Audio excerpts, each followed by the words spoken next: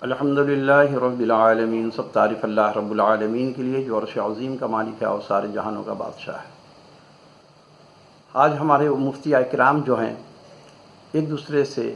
حسد میں اندھے ہو رہے ہیں۔ دیکھیے مفتی اکمل صاحب جو ہیں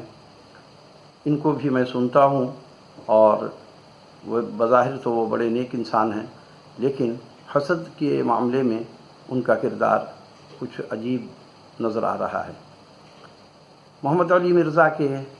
بغض میں انہوں نے یہاں تک کہہ دیا کہ قرآن اور حدیث میں کہیں لکھا ہوا نہیں ہے کہ قرآن مجید اور حدیث کو فالو کریں۔ اب دیکھیے قرآن مجید کو جب ہم دیکھیں گے نہیں، سمجھیں گے نہیں، پڑھیں گے نہیں تو ہمیں دین سمجھ کہاں سے آئے گی۔ اور انہوں نے حوالہ دیا کہ اللہ نے قرآن مجید کو یاد کرنے کے لیے آسان کیا ہے، حفظ کرنے کے لیے آسان کیا ہے، نہ کہ سمجھنے کے لیے تو دراصل قرآن مجید سمجھنے کے لیے آسان ہے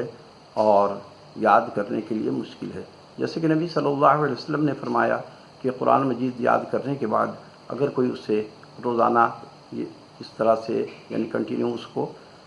یاد کرنا چھوڑ دے گا تو اس کی مثال آپ صلی اللہ علیہ وسلم نے اس طرح سے دیا کہ اگر کسی اونٹ کو آپ چھوڑ دیں اس کی رسی تو وہ اونٹ کس طرح سے تیزی سے بھاگ جائے گا، آپ کی نظر سے اوجھل ہو جائے گا۔ اس طرح سے قرآن مجید کو یاد کرنے کے بعد اگر چھوڑ دیا جائے تو قرآن مجید سینے سے نکل جاتا ہے۔ اور حقیقت یہی ہے، جن لوگوں نے قرآن کو یاد کیا ہے انہیں پتہ ہے۔ دیکھیے حفظاء کرام جتنے بھی ہیں وہ لوگ روزانہ کی بنیاد پر کچھ نہ کچھ تلاوت ضرور کرتے ہیں، اگر نہ کریں تو ان کا قرآن ان کے سینے سے نکل جاتا ہے۔ بات رہی ہے کہ اہدنا الصراط المستقیم پر انہوں نے بات کی، تو اللہ رب العالمین نے یہ دعا سکھائی ہے بندے کو کہ ہم سے یہ دعا مانگا کرو ہدایت کے لیے۔ یہ دراصل اس سورت کا نام سورہ شفا بھی ہے، تو اس لیے شفا ہے کہ یہ روح کو بھی شفا دیتی ہے، اور اسی طرح سے لوگ بیماری کے لیے بھی اس سورت کو پڑھ کر کے مریضوں پر دم کیا کرتے ہیں۔ تو اس میں اللہ رب العالمین نے بندے کو یہ سکھایا کہ اے نبی صلی اللہ علیہ وسلم ہمارے بندے کو یہ بتا دیجئے کہ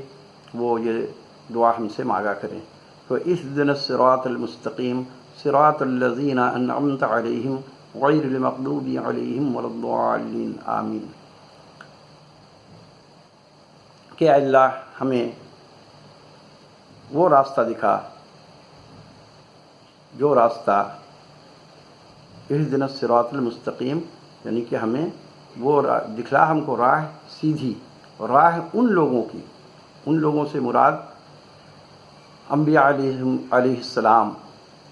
راہ ان لوگوں کی جن پر نہ تیرا غصہ ہوا اور نہ وہ لوگ گمراہ ہوئے۔ یعنی کہ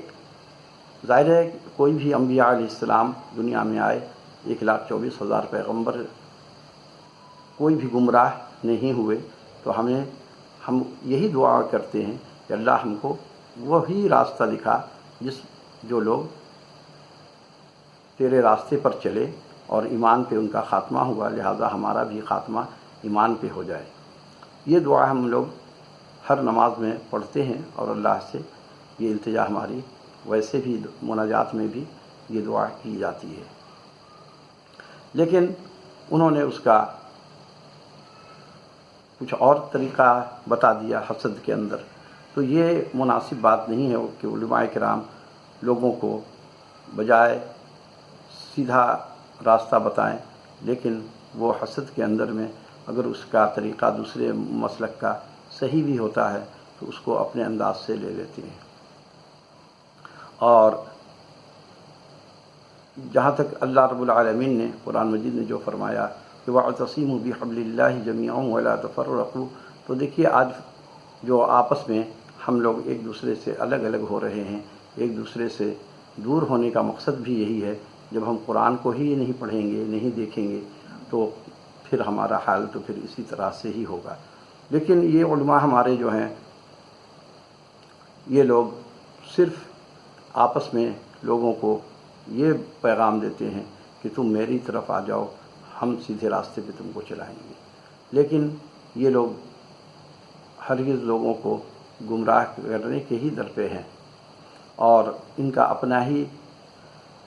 جو معاملات چل رہے ہیں تو وہ دیکھا جاتا ہے کہ یہ علماء کرام وہی لوگ ہیں جو اس وقت جو لوگ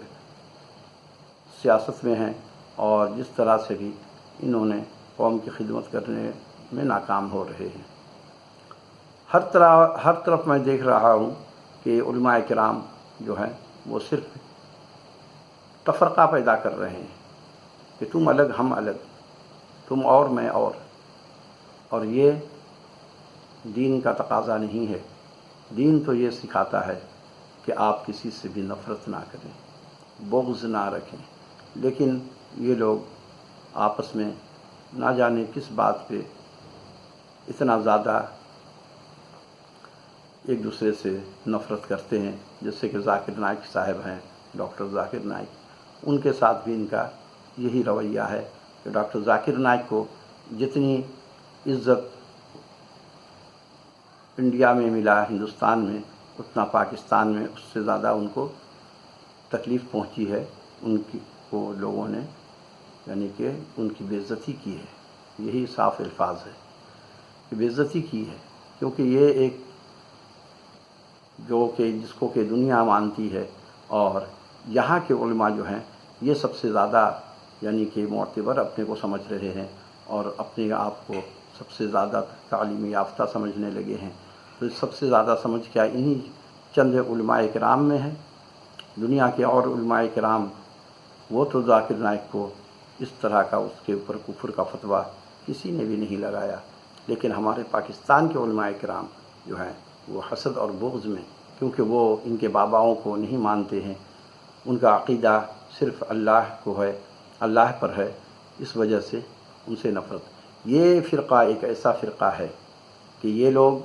اللہ کی تعریف سننا پسند نہیں کرتے ہیں، اور یہ لوگ باباؤں کی جب تعریف کی جائے تو واہ واہ واہ واہ کر کے یہ لوگ نعرے لگانا شروع کر دیتے ہیں، یعنی کہ ان کو اللہ سے محبت نہیں ہے، اور محبت کس سے کرتے ہیں؟ اپنے یہ باباؤں سے۔ اب باباؤں کا کرتوت میں آپ کو آج ویڈیو اپلوڈ کیا ہے، میں معذرت چاہتا ہوں کہ نیٹ کی خرابی کی وجہ سے وائی فائی نہیں چل رہا ہے، تو آپ کو ویڈیو اپلوڈ کرنے میں تاخیر ہو رہی ہے، تو اس وجہ سے تو یہ بابا لوگ جو ہیں انہوں نے تو دین کا بیڑا غرق کر دیا، اور مرزا صاحب جو ہیں وہ اسی بابا کے اوپر جب بات کرتے ہیں تو ان کو آگ لگ جاتی ہے۔ آپ نے دیکھا ہوگا کہ اہل حدیث کا طالب علم اللہ کی شان بیان کر رہا تھا، اللہ کا حمد بیان کر رہا تھا اپنی تقریر میں، اور محفل ان لوگوں کی تھی، تو ان سے برداشت نہیں ہوا، انہوں نے مائک کو اس سے چھینا اور اس کو دھکے دے کر کے اور مارتے ہوئے اس کو محفل سے نکال دیا کہ یہ اللہ کی تعریف کیوں کر رہا ہے۔ یہ اتنے بڑے بدبخت لوگ ہیں، اور پھر دعویٰ کرتے ہیں کہ ہم حب رسول والے ہیں۔ جو لوگ نبی صلی اللہ علیہ وسلم سے محبت کرتے ہیں وہ کسی مسلمان کو گالی نہیں دیتے ہیں، مسلمان کو گالی دینا کبیرہ گناہ ہے، اور یہ لوگ گالی اس لیے دیتے ہیں کہ یہ ان کے نزدیک وہ مسلمان ہی نہیں ہے، لیکن اے بدبختو یاد رکھو کہ مسلمان کو گالی دینا ہی کبیرہ گناہ نہیں ہے، کسی کافر کو بھی گالی دینا گناہ ہے، یہ بھی گناہ کبیرہ ہے، کیونکہ مومن اپنی زبان سے گندی الفاظ کبھی بھی نہیں نکالتا، اور انہوں نے تو محمد علی مرزا کو نہ جانے کیسی کیسی گالی دی ہے، ماں اور باپ تک پہنچ گئے یہ لوگ۔ یہ اتنے فرقہ میں اندھے ہو گئے ہیں، فرقہ واریت میں، کہ ان کا کوئی حساب و کتاب کرنا بہت مشکل ہے۔ وما علینا الا البلاغ۔